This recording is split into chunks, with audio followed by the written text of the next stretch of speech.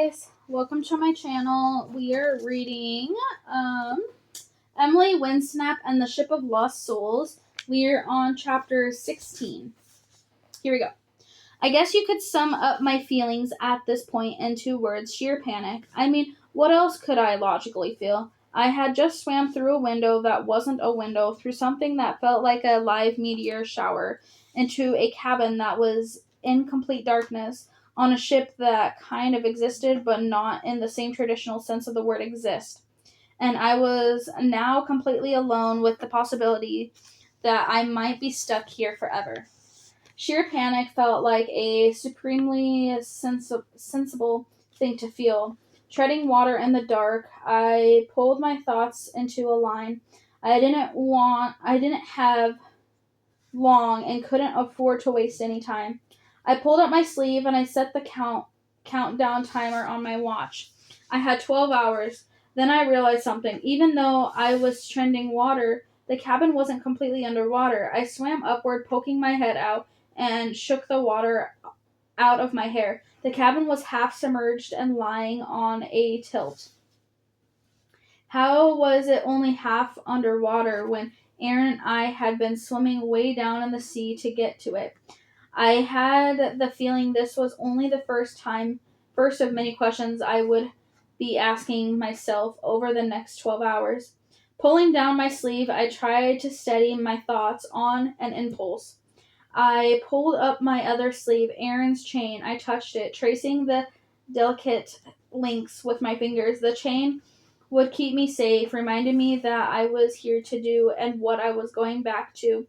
I checked the timer on my watch, 11:57, 3 minutes that already passed. It was time to get going. I flicked my tail and silently glided across the dark cabin towards the door, which led me out into a long corridor. I swam quickly along the side of the passageway and soon came to a halfway. Stairs led up and down. Which way? I swam to the picture on the wall. It was a map of the ship, and you are here.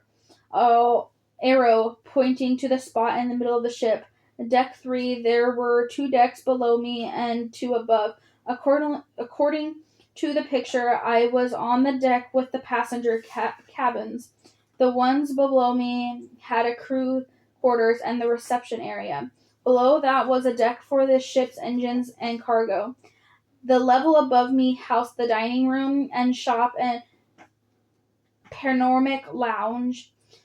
Above that was the captain's quarter in the front, and the shiny deck where I had seen people walking around in the back. I swam halfway up to the staircase, which was as high as the water went. I sat on the step and waited for my tail to stop flapping, stop tingling, and return to legs. Then, as quietly, as steadily as I could, given that the whole ship was on a steep slope, the grip and handrail and climbed the staircase to the 4th deck. I made my way along the corridor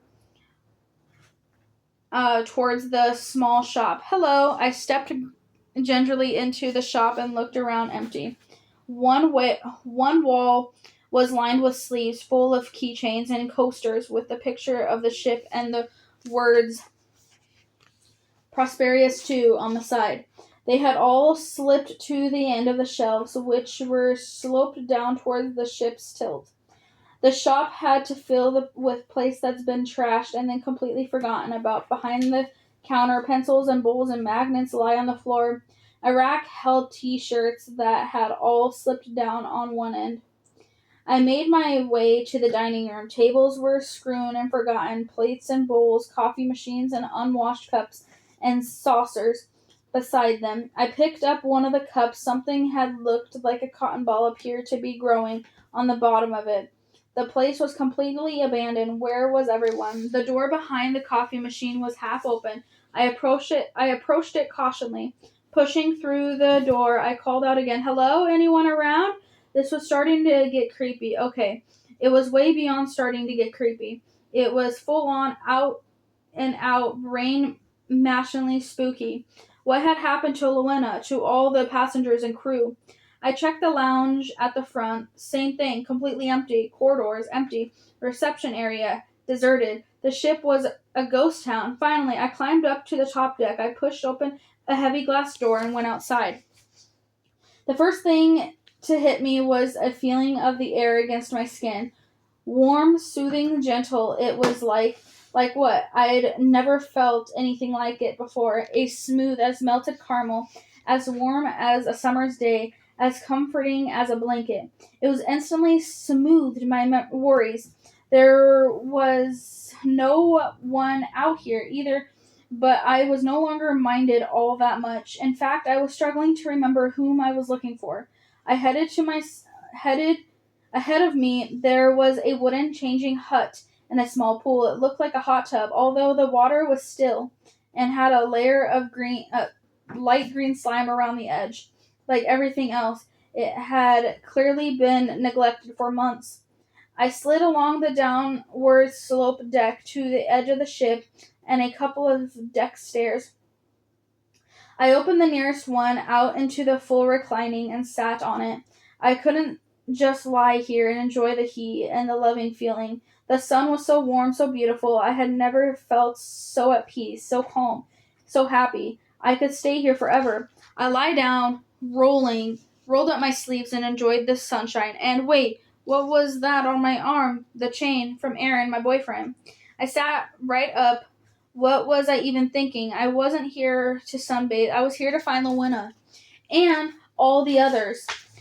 How had I let myself forget? Was Atlantis working its magic on me already? I got out of the chair and clung to the railings, looking out. All I could see was blue, the bluest blue I'd ever seen, the clearest sky stretching down towards the ocean and blending with it seamlessly. It was hard to tell where the sun ended and the sea began. I turned away and climbed up the slope boards to the opposite deck. For a moment the sun blinded me. It was so bright I had to shield my eyes. Using my hand as a visor, I eventually managed to see what lay ahead. A beautiful, sparkling, shimmery blue bay behind it, an island, a palm frigid beach in front of me that looked like a postcard from the world's most exclusive paradise. Behind that, bridges, streams, a waterfall running down to the river beside the beach, sparkling as if it were filled with a million silver coins. Beyond that, buildings that seemed to climb up and down hills all across the island, houses and the hundreds of different pastel colors on hills so green that they looked as if they've been colored with brightest felt tip markers in the world. I swallowed as I stared across the island. Suddenly, all I wanted was to get there, to be part of it. I couldn't wait to explore every inch.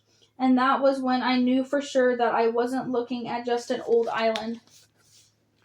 I was looking at Atlantis. I slipped down to the lower side of the ship and divided into blue sea. Swimming around the ship, I made my way towards Atlantis. The sea was turquoise, so clear that the ocean floor looked as if it were in high definition. Close up, the sand on the beach looked as soft white as powdered sugar.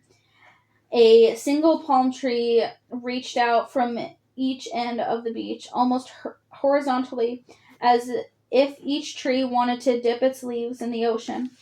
A long jetty stretched out from the soft white beach right into the sea. I pulled myself out of the water and sat on the edge of the jetty, shaking myself dry and watching as my tail slipped gradually away and my legs returned.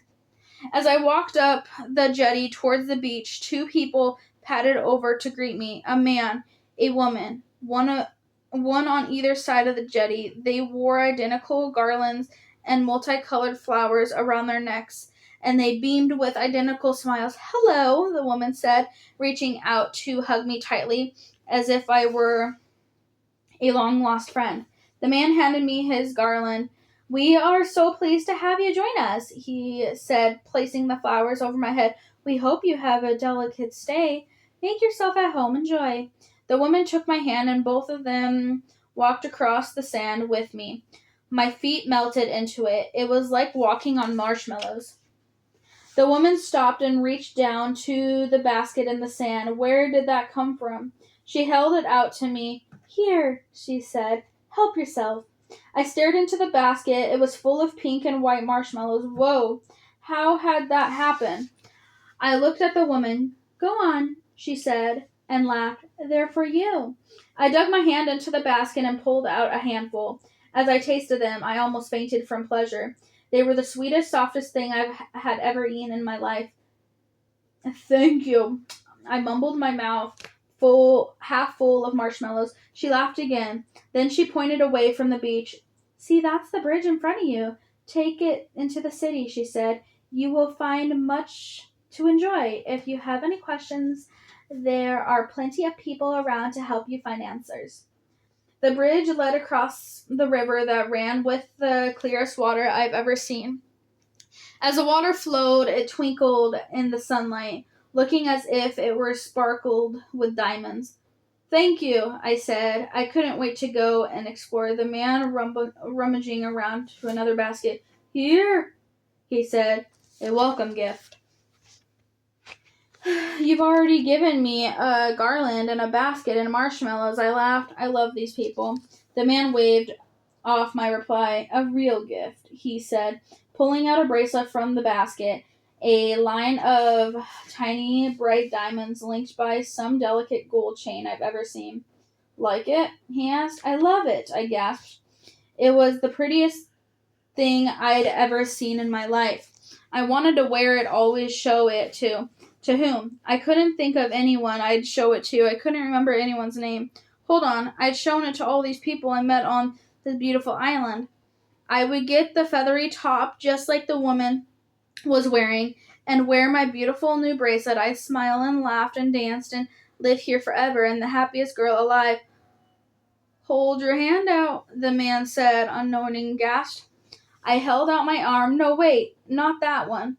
I had a watch on it. I pulled up my other sleeve, held out my arm. I saw Aaron's chain. No! I had happened again. I had forgotten where I was, what I was here for. I glanced at the man and the woman, both still beaming at me. Didn't they know they were where they were, that this place was? I pulled down my sleeve again. Actually, I think I have a little look around first. I stammered. See what else there is before I choose what to buy. The woman laughed out loud. We're not selling, dear, she said. There is no shops here, only gifts. I swallowed. I'll just take a walk first, if that's okay, I mumbled. The man put the bracelet into my palm and closed my fingers over it. Take it, anyway, he said. All we want is to make you happy. I took the bracelet and fastened it to the next to my watch. Okay, thank you, I muttered. It was beautiful. I suppose there was no harm in keeping it. The woman touched my arm. Her hand was gentle and soft. It calmed my heart rate down and little. Don't worry, she said. You'll be fine. We'll look after you. I tried to smile at her, but my mouth felt frozen on my face as if I might crack a splinter into pieces. Okay, thanks, I stumbled eventually, and then I made my way towards the bridge. I could see people on the other side of it. Might the people had come to find. I had to reach them. I had to keep on remembering why I was here. I checked my timer, 11:08. I had been over 11 hours. It was time. I stepped it up a gear. Nearly an hour had passed already. I had barely started. As I crossed the bridge, I scanned the other side. A narrow cobblestone street lined with multicolored buildings ran up a hill and disappeared around a corner. Every building was a different color and shape, pastel pink next to vivid yellow, then tall turrets beside round houses with chimneys. They were so quirky and cute. They reminded me of pictures in the children's storybook. I stepped off the bridge onto the cobblestone. As I did, I heard someone begin to sing a tune.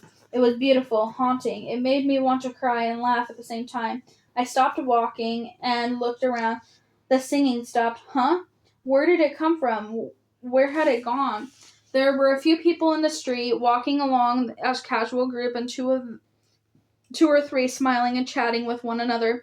No one was singing. I shook my head. and continued walking. As I did, the song began again, which was when I realized it was coming from the cobblestones. As I walked the ground stones with soft lights and played its music, the ground was singing to me. I quickly brought my wrist to my face. Aaron's chain, look at it. I had to remember why I was here before I got lost in the magic again.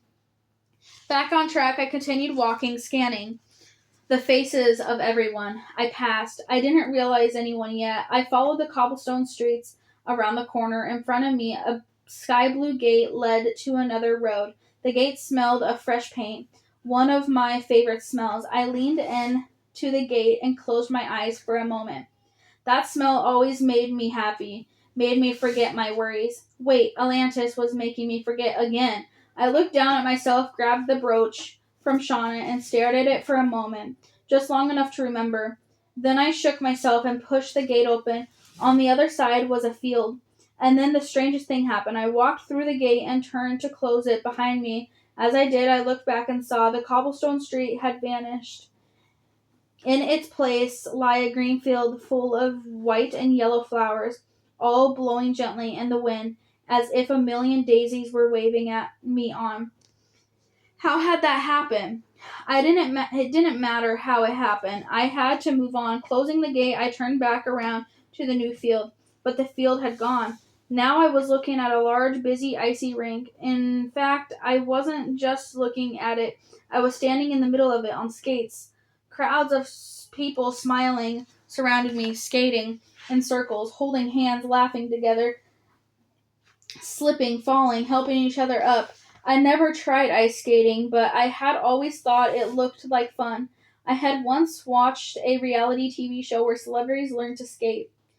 I thought I'd love to give it a try if I ever got a chance, and here I was. It was almost as if this place knew my secret thoughts and wishes, even the things I'd never said out loud, and somehow brought them to life. But surely that wasn't possible. It must have been a coincidence. Either way, I had about 2 seconds to figure out how to skate before I caused a massive pile-up in the middle of the rink.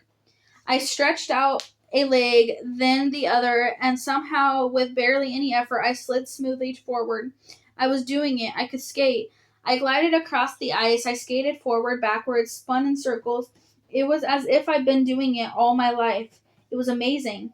This was so much fun, smiling at everyone who passed me, reaching out to take their hands so we could skate together in time with the music that seemed to be coming from all around us. I wish I could share it with what was his name? I skated along more nervously now. What was happening to me? Why couldn't I remember anyone's name? I had a very vague recollection of friends, parents, teachers, and a boyfriend, but they were hazy memories, like shadows, reflections, outlines, not real. Your wrist, look at your wrist. Something in my brain was urging me to pay attention. I pulled up my sleeve and looked at my wrist. I was wearing a watch. Funny, the time was going backwards. 10:41 and 54 seconds. 53, 52, 51. Why was my watch going backwards? Something about it was familiar, but I couldn't remember what it was. The other wrist. I rolled my other sleeve up, and the truth slammed into me. Just as I slammed into the edge of the rink, Aaron's chain, my boyfriend, back in, back in. Where was he? Where was I? Where was I doing here? I stumbled off the ice rink. The moment I did, it disappeared behind me, as if I had never been there. Suddenly, I was in a square with a tree and food standing all around me. People are bustling around, laughing, chatting, nodding, and smiling at one another. Smells wafted from each side: oranges, roses, popcorns, cotton candy, every wonderful and delicious smell you could think of. Suddenly, I was desperate for some popcorn. There you go, darling. A man handed me a bag without me even asking. Too stunned to refuse. It smelled like a freshest, sweetest popcorn I'd ever had in my life. I took it from him and I sat down on the bench in front of the fountain. I'd been warned that Atlantis was magical and daisy, but I hadn't expected it to be this magical or this bizarre. The popcorn, wow, it was scrumptious. Wait, who told me about Atlantis? Something was scratching my mind. Someone had told me about it, Lyle, that was it. Of course, I suddenly remembered why I was here. I had a job to do. As I ate, I pulled out the sheets of paper from my pocket and studied them. To be honest, all I really wanted was to enjoy the moment, but I knew I had to stay strong and remember why I was there. I forced myself to read while I ate my popcorn. I memorized the faces once again. Then I folded the paper back into my pocket and looked around. There were people everywhere. The ones I wanted to find surely had to be here somewhere, didn't they? My head was spinning, with faces and names and sights and smells. The way too much information. I had to clear my head. I turned to the fountain, cupped my hands, and filled them with water. I closed my eyes and I splashed the water over my head and face. It was just what I needed, cool and refreshing. That was better. Wait, where had that sounds go? I opened my eyes, the square had disappeared, and I was sitting alone on the rock at the edge of the river, my hands still wet from the water. I staggered to my feet. This place was crazy. How would I ever find anyone here, if I couldn't even find my way around? I rolled my sleeve up. No matter what else happened, I decided I had to keep the chain within sight at all times. I'd make myself look at it constantly, force myself to remember, and I looked down at my brooch too, for good measure. Between them, Shauna and Aaron had done all they could keep me safe. The rest was up to me. I checked my watch, 10:28, 10.5 hours to go. More than an hour and a half had already passed, and I was getting nowhere fast. The cool water had at least cleared my head. I glanced around, pulled myself up from the rock, and set off towards some steeping stones that led across the river. As I stepped onto the bridge, I promised myself I wouldn't let myself get stuck in it again. Atlantis could try to mess with my head as much as it liked. I wasn't giving up. I'd find the passengers for Prosperius too. I'd bring them all home. I had a job to do, and I wasn't prepared to fail. And that is the end of chapter 16, guys. I will see you guys in chapter 17 in the next video.